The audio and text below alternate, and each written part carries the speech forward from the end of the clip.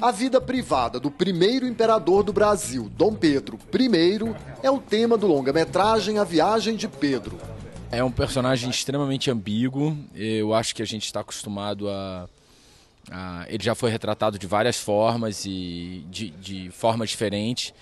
É um cara que reconquista Portugal, que teve ele teve o trono usurpado pelo irmão, Dom Miguel, e ele ganha uma guerra com 7 mil soldados contra 80 mil soldados. Então ele também era um grande estrategista. Mas eu não quero fazer spoiler, né? A gente aborda muitas facetas que eu acho que não foram vistas, e sobre uma perspectiva e um momento de delírio. Essa travessia, essa saída do Brasil até Portugal, é um momento que a gente imagina o que aconteceu, como esse cara fragilizado, expulso do Brasil, chega em Portugal e ganha essa guerra. Através da história do Dom Pedro, a gente vê que é um Brasil que podia, naquele momento, há 200 anos atrás, ter eliminado com a escravidão, né? E ela não acabou naquele momento, e mesmo quando oficialmente acabou, a gente sabe que não acabou até hoje, né? Então, de uma certa forma, o filme é contemporâneo na questão da participação dos negros na sociedade, e esse barco, que é essa viagem do Dom Pedro, esse pequeno país, ele se relacionando com esses negros e observando e interagindo com eles. Acho que a gente precisa falar sobre isso agora no Brasil. Tem um movimento negro importante acontecendo. Na verdade, assim, eu tenho um elenco incrível, maravilhoso, de negros não só brasileiros, mas de vários outros países do mundo, de vários países da África também. E eles, de uma certa forma, também foram autores de várias cenas, desde o processo de ensaio, e a gente está contando junto essa história. 7 cenários foram construídos em 2 estúdios aqui em São Paulo para simular o interior da nau que leva Dom Pedro I de volta a Portugal. O exterior da embarcação a gente fez tudo no Cisne Branco, barco da Marinha Brasileira, que apoiou o filme. O interior da embarcação a gente resolveu fazer tudo em estúdio. O Adrian Cooper, nosso diretor de arte, construiu 7 cenários, sendo que 3 deles simulam o movimento do mar, o balanço do mar. E os outros 4 cenários são fixos, que a gente fez um esquema de mexer a iluminação e, lógico, com a câmera também, né? Porque o tempo todo a gente tem que passar a verdade que a gente está dentro do navio. Os flashbacks todos foram feitos numa fazenda em Rio das Flores.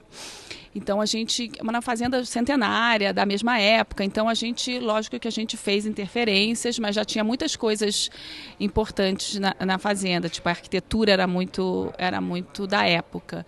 Então a gente deu sorte disso também, a Fazenda Paraíso em Rio das Flores. De modo geral, o que a gente está se propondo é um olhar realista sobre uma figura que mora nos quadros, nos livros de história, no imaginário, não? As pessoas no imaginário às vezes embelecem demais o passado, não? Então a gente quer trazer uma realidade, uma verdade que não tem por que ser aquela imagem que a gente tem sobre os reis, não? Eu brinco com a Laís que a gente está fazendo um primeiro documentário de época. Então, muito do que está acontecendo agora é fruto do que aconteceu no passado. Então acho que, repetindo, é o olhar da Laís, que também assina o nosso roteiro, sobre como ele influenciou esse momento presente, como ele influenciou o futuro daquela época. Laís, em que pé está o filme A Viagem de Pedro? A Viagem de Pedro está em fase de montagem, uma fase lenta, por vários motivos, né? Porque, de fato, eu estou muito focada na SPCine, nesse momento que exige bastante, e faço isso com o maior carinho, mas tem um outro lado da Laís artista também, que está bloqueada completamente, assim, é uma coisa, né, que eu não imaginava, assim. Então, por exemplo, eu recebi a trilha original do filme para ouvir, para comentar. Há mais de um mês eu recebi a trilha, não consegui dar play, assim, eu estou num bloqueio artístico muito grande. Mas eu sei que assim como a pandemia vai passar, o meu bloqueio vai passar também. Também redescobrindo o filme, eu falei, gente, o filme é muito contemporâneo. Então eu também estou com muita vontade de acabar. Tem o outro lado do bloqueio, que é o não bloqueio, que é eu quero pôr ele logo para todo mundo ver, porque eu acho que ele vai provocar bastante debate. O Cauã está acompanhando a montagem do filme?